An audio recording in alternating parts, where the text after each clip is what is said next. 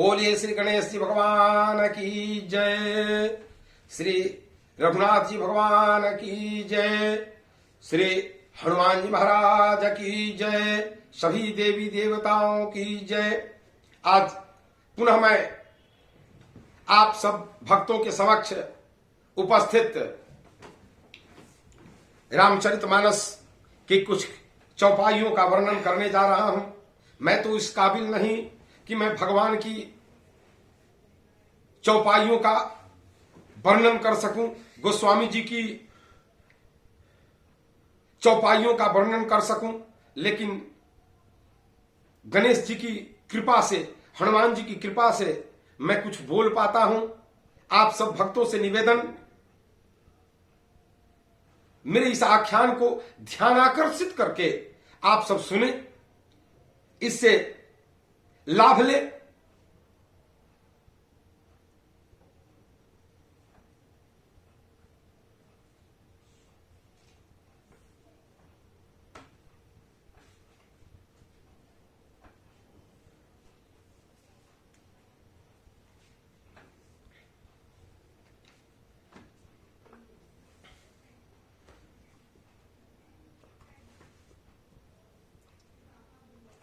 पिछले आख्यान में मैंने रामचरितमानस के सुंदरकांड के पंचम सोपान श्री सुंदरकांड का के कुछ चौपाइयों का वर्णन मैंने करी थी।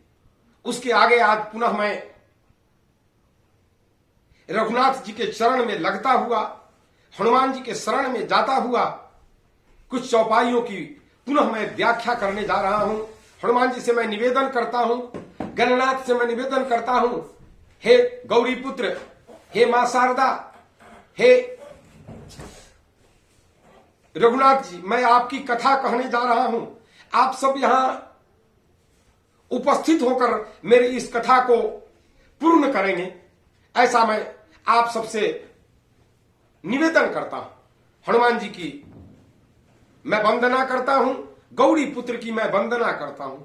विघ्नेश्वराय वरदाय सूर प्रियाय लंबोदराय सकलाय जगद्धिताय नागाननाय श्रुतिजज्ञ विभूषिताय गौरीसुताय गणनाथ नमो नमस्ते।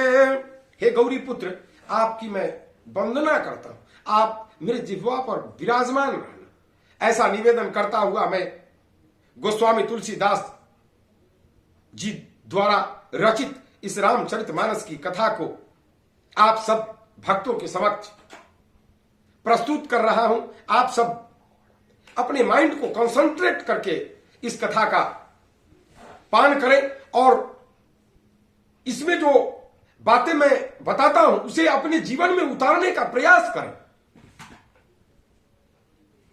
ये इतनी अच्छी कथा है, ये रामचरितमानस की ऐसी कथा है, ये चौपाई जो व्यक्ति जीवन में उतार लेगा अपने जीवन में, उसका जीवन धन्य हो जाएगा। लेकिन टू दी पॉइंट इज, जो चौपाई आप अपने जीवन में उतारेंगे उसका पालन करना। मेरे कहने का माने है, चौपाइयां बहुत पढ़ी जाती, सभी लोग पढ़ते हैं। मेरा ये अपना निजी राय है कि कम पढ़ें, लेकिन उसमें चौपाइयों की गूढ़ बातें जो रामचरितमानस में गोस्वामी जी ने लिखा है उसको अपने जीवन में उतारे, अपने दिनचर्या में उतारे। ये मेरा निवेदन आप सब भक्तों से है। उसी क्रम में मैं आगे की कथा को अग्रसारित कर रहा हूं। कथा पिछली बार हो गई थी, माता सीता से हनुमान जी बोल रहे हैं, सुनु माता,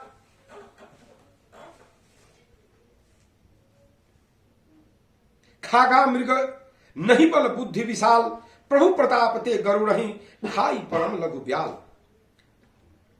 हे मां सीता, वानरों में ज्यादा बल और बुद्धि नहीं होता। ये तो भगवान हनुमान जी बोल रहे हैं कि रघुनाथ जी की कृपा है कि इतना बलशाली मैं हूं। प्रभु प्रताप ते गरुड़ रही खाई परम लघु ब्याल। ये प्रभु का प्रताप है कि गरुड़ को भी सांप खा जाता है। प्रभु के प्रताप से कुछ भी हो सकता है। तब आगे की चौपाई है। हनुमान जी बोलते हैं माता सीता जी से, मन संतोष सुनत कपिबानी भगति प्रताप तेज बलसानी आशीष दिन राम प्रिय जाना हो तात बल शील निधाना। माता सीता को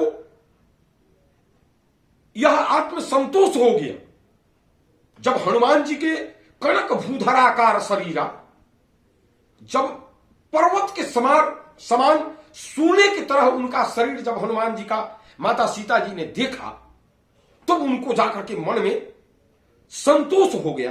तब क्या कह रहे हैं, मन संतोष सुनत कपि बानी। जब संतोष हो गया तो कपि की बानी, हनुमान जी की बानी सुनकर भगति प्रताप तेज बलसानी, भक्ति और प्रताप तेज और बल से सुनी हुई जब बानी हनुमान जी की उन्होंने सुना तो क्या हुआ, आशीष दिन राम प्रिय जाना। जब मां पूर्णतः संतुष्ट हो गई कि ये राम जी का अनन्य भक्त है, फुली डेडिकेटेड भक्त जो है, जब माता ने समझ लिया तब उन्होंने, भगवती ने इस हनुमान जी को आशीष दिया, हो हुतात बल शील निधान। हनुमान जी, मैंने पिछली भी कथा में आप सबको यह बताया होगा, हनुमान जी शील है। शील कहां से उत्पन्न होता है, शील सेवा से उत्पन्न होता है। यहां माता सीता ने इनको, हनुमान जी को आशीर्वाद दिया। क्या आशीर्वाद दिया, हो हुतात बलशील निधाना। आप बलशाली हो और शीलवान हो। कैसे शीलवान होगा व्यक्ति, हम सबको अपने जीवन में इस, मैंने पुनः पहले भी बताया था कि रामचरितमानस की एक एक चौपाई की गूढ़ रहस्य है। गोस्वामी तुलसीदास जी ने ये ऐसी ग्रंथ की रचना करी, पृथ्वी पर ऐसा कोई ग्रंथ नहीं। इसके एक एक शब्द, एक एक वाक्य, एक एक चौपाइयों की विस्तृत व्याख्या। मेरे नाना जी बचपन में जब मैं उनके बगल में रामचरितमानस सुना करता था तो कई बार उनकी कथाओं में कई लोग बैठे होते थे, तो वहां मैंने अपने नाना जी से सुना है कि एक विद्वान ऐसे बैठे हैं जो अंगूठा टेप है, जिनको क ख ग घ नहीं आती, परंतु रामचरितमानस की एक चौपाई की व्याख्या वो 7 प्रकार से करते हैं। एक एक चौपाई की व्याख्या। ऐसे ऐसे विद्वान उनके सभाओं में बैठा करते थे और मैं उनकी बातों को सुनता था। कहने का अभिप्राय यह है कि यह सब क्या है, प्रभु प्रताप, यह सब रघुनाथ जी की कृपा से मिलता है। हम सबको फुली डिवोशन के साथ, डेडिकेशन के साथ रघुनाथ जी के चरण में चलना चाहिए। और तब जो रघुनाथ जी के चरण में समर्पण भाव से आ जाएगा उसका क्या होगा, तो वो हनुमान जी की तरह आशीष दिन राम प्रिय जाना। मां भवानी आपको आशीर्वाद दे देंगी जब आप फुली डेडिकेटेड हो जाएंगे, चाहे जहां कहीं भी हो। आशीष दिन है राम प्रिय जाना, हो हुतात बलशील निधाना। हे तात, हे पुत्र, आप बलशाली हो जाएं, महावीर हो जाएं। महावीर का आशीर्वाद यहां मिल रहा है और शील का आशीर्वाद मिल रहा है, शीलवान हो जाए। इतनी सेवा करी रघुनाथ जी की और माता सीता की हनुमान जी ने कि ये आशीर्वाद उनको मिल गया। कहने का अभिप्राय यह है कि जब आशीर्वाद किसी से लेना होगा तो उसके दिल में उतरना होगा। जो व्यक्ति दिल में उतर जाएगा, दिल में उतरने के लिए आपके अंदर सेवा भावना होनी चाहिए।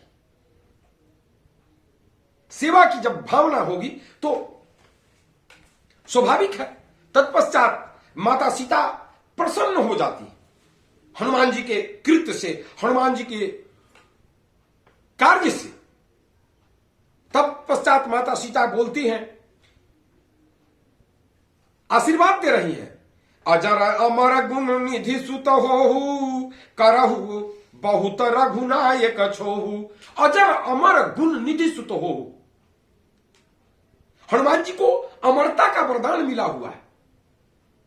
मैं कई बार ये बात पिछली आख्यान में भी बता चुका हूं। जहां जहां रघुनाथ जी का कीर्तन किया जाता है वहां वहां हनुमान जी स्वतः ही उपस्थित हो जाते। माता भवानी ने यहां पर उनको आशीर्वाद दिया, हे हनुमान जी आप अजर हो जाएं, आप हमेशा नौजवान रहेंगे, नवयुवल रहेंगे, आप अजर अमर, और आपकी कभी मृत्यु नहीं होगी। आप इसी पृथ्वी पर भक्तों का कल्याण करते रहेंगे। अजर अमर गुण निधि सुत हो, और गुणों का निधि खजाना मंजूसा हो जाए आप। सभी प्रकार के गुणों का खजाना है हनुमान जी।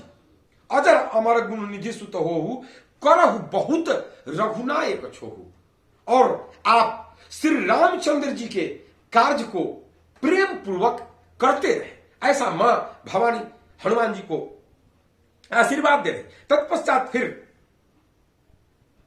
हनुमान जी को आशीर्वाद के रूप में ही बोल रही, करहु कृपा प्रभु अस सुनिकाना निर्भर प्रेम मगन हनुमाना। माता सीता के आशीर्वाद से हनुमान जी प्रसन्न नहीं हुए, जैसा विद्वानों का कहना है। ऐसी मैंने कथा अपने नाना जी के साथ सुनी। अजर अमर गुण निधि सुत हो। जब हनुमान जी को इतना आशीर्वाद माता सीता ने दिया कि अजर हो जाओ, अमर हो जाओ, गुण निधान हो जाओ, गुण का निधान हो जाओ आप, तो उससे हनुमान जी प्रसन्न नहीं हुए। जब हनुमान जी प्रसन्न तब हुए जब माता सीता ने कहा कि करहु बधु बहुत रघुनायक छोहु। आप रघुनाथ जी के कार्य को अति शीघ्रता से करते रहें, अच्छा से अच्छा करते रहें। तब हनुमान जी प्रसन्न हो गए कि अब माता ने मेरे को अच्छा आशीर्वाद दे दिया कि मेरे को रघुनाथ जी के कार्य करने के लिए बोल दिया। तब आगे की चौपाई में गोस्वामी तुलसीदास जी बोलते हैं, करहु कृपा प्रभु अस सुनिकाना निर्भर प्रेम मगन हनुमाना। करहु कृपा प्रभु अस सुनिकाना। जैसे ही हनुमान जी ने सुना कि रघुनाथ जी की कृपा मेरे ऊपर बनी रहेगी, रघुनाथ जी का मैं कार्य करता रहूंगा, ऐसा आशीर्वाद माता ने मेरे को दिया है, तब निर्भर प्रेम मगन हनुमान। तब हनुमान जी प्रेम में मगन हो गए। आहा, ये बड़ी आनंद आ गया कि मेरे को रघुनाथ जी की सेवा करने का मौका मिला, सुअवसर प्राप्त हुआ है। तत्पश्चात हनुमान जी क्या करते हैं, जब हनुमान जी गदगद हो गए प्रेम में, उनका शरीर पुलकित हो गया, तब हनुमान जी बार बार नायस पद सीसा बोला बचन जोरी कर कीसा। बार बार नायस पद सीसा। वो हनुमान जी बार बार माता के चरणों में गिरे जा रहे हैं, बार बार गिरे जा रहे हैं। बोला बचन जोड़ी कर कीसा, और दोनों हाथ जोड़ करके हनुमान जी बोल रहे हैं माता से। क्या बोल रहे हैं, अब कृत कृत भयऊ मैं माता आशीष तव अमोघ विख्याता। हे मां, मैं अब कृत कृत हो गया, मैं अब धन्य हो गया। क्या सुन करके धन्य हो गया कि मेरे को रघुनाथ जी की सेवा करने का आपने वरदान दिया। ऐसा सुनकर हे मां मैं धन्य हो गया। अब कृत कृत भयऊ मैं माता, आशीष तब अमोघ विख्याता। हे महामाई, आपका जो ये आशीष है वो ये प्रिय त्रिभुवन में विख्यात हो जाएगा, अमोघ अचूक, यह बात प्रसिद्ध है। सुनहु मात मोहि अतिशय भूखा, तब लागी देख सुंदर फल रूखा। सुनु सुत करहि विपिन रखवारी, परम सुभट रजनी चर भारी। पुनः यहां मैं आप सब भक्तों से निवेदन करूं, हम सब सेवा भाव से, समर्पण भाव से अगर मां की सेवा करते हैं या जहां कहीं भी कार्यस्थल पर उपस्थित हो, अगर हम में, हमारे कार्य में समर्पण की भावना होगी तो ही मेरे को अच्छा आशीर्वाद किसी से मिल सकता है।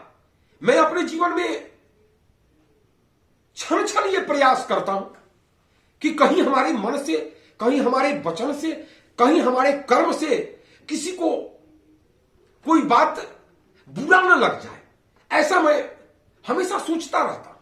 अगर लगता भी है तो मैं तुरंत वहां आगे बढ़ के क्षमा मांग लेता, ताकि उसके मन में कहीं ग्लानि मेरे विषय में न रह जाए। तभी आपको आशीर्वाद मिल सकता है, तभी आपको मनुष्य मात्र की कृपा मिल सकती है। ऐसा इन श्लोक में, इन चौपाइयों में माता सीता का आशीर्वाद हनुमान जी को मिल रहा है। और इस तरह का आशीर्वाद आप सबको प्राप्त करने के लिए अपने माता पिता, अपने गुरु के चरण में जाना होगा, उनकी सेवा करनी होगी, उनकी शुश्रूषा करनी होगी, उनके वचनों को उनके बोलने से पहले उसका पालन किया जाना होगा। तब आपको उनकी कृपा मिल सकती है, तब उनको आपका आशीर्वाद मिल सकता है। मैं आप सबसे निवेदन करूं, आप सब अपने माता पिता की सेवा करें। आप सब जैसे हनुमान जी माता की सेवा कर रहे हैं, अपने भगवान की सेवा कर रहे हैं, रघुनाथ जी के चरण में लगे हुए, वैसे आप सब भी अपने माता पिता की सेवा करें, उनकी शुश्रूषा करें, उनका देख रेख करें। उनका जो आशीर्वाद आप सबको मिलेगा उससे आप अजर अमर हो जाएंगे, जैसे हनुमान जी अजर अमर हो गए। कहने का अभिप्राय यही है कि हम सबको सेवा भावना रखनी चाहिए और सेवा भावना से जिंदगी की नैया को आगे बढ़ाना चाहिए। तत्पश्चात हनुमान जी माता सीता से बोलते हैं, क्या बोलते हैं? सुनहु मात मोहि अतिशय भूखा, लाग देख सुंदर फल रूखा। सुनु सुत करहि विपिन रखवारी, परम सुभट रजनी चर भारी। माता से बोलते हैं, हे मां, सुनहु मात मोहि अतिशय भूखा। हे मां, मेरे को बहुत जोर से भूख लगी। लाग देखी सुंदर फल रूखा। यह सुंदर फलों की बागीचा को देखकर मेरे को बड़ी जोर से भूख लगी है मां। ऐसा हनुमान जी मां से बोलते। सीता जी ने कहा, सुनु सुत करहि विपिन रखवारी। हे बेटा सुनो, बड़े भारी भारी योद्धा इस वन की, इस फलों के वन की रक्षा कर रहे हैं, रखवाली करते। परम सुभट रजनी चर भारी। तत्पश्चात माता सीता जी ने कहा, तब हनुमान जी बोले, तिन्ह कर भय माता मोहि नाही, जो तुम सुख मानहु मन माही। तब हनुमान जी ने कहा, हे माता, यदि आप मन में सुख माने, प्रसन्न होकर आज्ञा दे, तो मुझे उनका भय तो बिल्कुल ही नहीं। जिसको माता का आशीर्वाद मिल गया, जिसको अपने पिता का आशीर्वाद मिल गया, उस व्यक्ति को इस संसार में कोई नहीं हिला सकता है। मैं बार बार आज निवेदन करता जा रहा हूं, जो अपने परिवार की सेवा करता है, जो अपने माता पिता की सेवा करता है, जो उनका कार्य सही ढंग से करता है, उसका इस संसार में कोई बाल बांका नहीं कर सकता। मैं पुनः आप सबसे निवेदन करूं कि मां की सेवा की जाए, उनकी वंदना की जाए, उनका देखरेख किया जाए, ऐसा निवेदन करता हुआ मैं कथा को अग्रसारित कर रहा हूं, आगे बढ़ा रहा हूं। तत्पश्चात दोहा है, देख बुद्धि बल निपुण कपि कहूं जान की जाओ, रघुपति चरण हृदय धरे तात मधुर फल खाऊं, सियावर रामचंद्र की जय, पवन सुत हनुमान जी की जय। माता सीता ने तब आज्ञा दिया, देख बुद्धि बल निपुण कपि, हनुमान जी को के बल को, बुद्धि को निपुण जान करके, बल और बुद्धि का मंजूसा जान करके माता सीता ने कहूं जान की जाऊं। माता सीता ने उन्हें कहा, जे आप जाइए, रघुपति चरण हृदय धरी तात मधुर फल खाओ। हनुमान जी को कहा, जे हे हनुमान जी, आप रघुनाथ जी को के चित्र को अपने हृदय में निवास करा करके और तब वन में आप जाएं और मीठे मीठे फल को खाएं। ऐसा माता सीता ने आदेश दिया। तत्पश्चात आगे की कथा पुनः मैं आगे के आख्यान में बताऊंगा।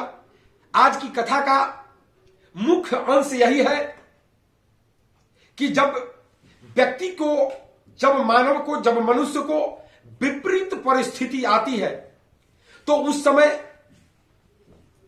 धैर्य धारण करना चाहिए। जो व्यक्ति धैर्य धारण करेगा उसकी विपत्ति जो है, विषम परिस्थिति जो है, वह कम हो जाएगी और कम होकर के धीरे धीरे स्वतः समाप्त हो जाएगी। और इस आज के आख्यान का और एक मुख्य बिंदु है कि जब विषम परिस्थिति आवे तो मनुष्य को भजन कीर्तन करना चाहिए, यज्ञ करना चाहिए। अपने घर में बैठ करके ही जब विपरीत परिस्थिति आवे तो रामचरितमानस का ही पाठ किया जाना चाहिए। ये गोस्वामी तुलसीदास जी ने रामचरित में मानस में आज इन चौपाइयों के माध्यम से हम सबको संदेश देने का कार्य किया। कहने का अभिप्राय है कि विषम परिस्थितियों में भजन कीर्तन किया जाए और विषम परिस्थितियों में धैर्य को धारण किया जाए। यही जैसे माता सीता को हनुमान जी धैर्य धारण करने के लिए बता रहे हैं और सुमिरन करने की बात यहां हो रही है। और एक गुड़ बात यहां इस आज के आख्यान में आया है कि हनुमान जी को आशीर्वाद मिला है, तो मां का आशीर्वाद, भगवान का आशीर्वाद, माता पिता का आशीर्वाद, इस संसार में जितने भी प्राणी मात्र हैं उन सब का आशीर्वाद मनुष्य को कैसे मिलेगा? जब मनुष्य अपने कर्म से, अपने वचन से, अपने मन से वसुधैव कुटुंबकम की व्यवस्था में जीवन जिएगा। ये पूरी वसुधा, ये पूरी पृथ्वी जो है वो हमारा अतिथि है, वो हमारा भाई है। ऐसी भावना रखने वाले मनुष्य के ऊपर भगवान की कृपा होती है। और मैं आज पुनः इस आख्यान के माध्यम से आप सब भक्तों से निवेदन करूं, मैं जो बोलता हूं उससे मैं जीवन के हर पल पल पर जीने का प्रयास करता हूं। इस पूरे वसुधा में मैं किसी को दूसरा नहीं समझता, सबको समझता हूं ये हमारे अपने। इसलिए मैं आप सबसे निवेदन करूं, आप सबसे प्रार्थना करूं, माता पिता की सेवा हो और जब समय प्रतिकूल हो तो उस समय आप सब धैर्य धारण करके अपने इस जीवन की नैया को, नौका को पार करें। आप सब की प्रसन्नता बनी रहे, आप सबको भगवान हनुमान जी की कृपा आप सबके ऊपर, भक्तों के ऊपर बरसती रहे। यही निवेदन करता हुआ मैं आज की कथा का यहीं समापन करता हूं और हनुमान जी की मैं वंदना करता हूं, सिया रामचंद्र जी की मैं वंदना करता हूं और भगवान से मैं निवेदन करता हूं, हे परमात्मा, हे हनुमान जी महाराज, हे रघुनाथ जी महाराज, हे गणेश जी महाराज, आप सब हमारे इस आख्यान में यहां उपस्थित हुए और मुझे बोलने की शक्ति आप सबने प्रदान करी। इसके लिए मैं आपका धन्यवाद करता हूं। आप सबकी कृपा से ही मैं बोल पाता हूं। मैं हनुमान जी की मैं वंदना करूं। उल्लंघ सिंधु सलिलम सलीलम यह शोकवहनिम जनकात्मजाया आदाय तेनैव ददालंकाम नमामि तं प्रांजलि रंजनेयम। हे अंजनी के पुत्र, मैं आपको बार बार नमस्कार करता हूं। आप मुझे बुद्धि दें कि मैं आपके शरण में लगा रहूं, बार बार मैं आपके चरण की वंदना करता रहूं। बोलिए सियावर रामचंद्र भगवान की जय, हनुमान जी महाराज की जय, गणेश जी भगवान की जय, सभी देवी देवताओं की जय। धर्म की जय हो, अधर्म का नाश हो, प्राणियों में सद्भावना हो, विश्व का कल्याण हो। ओम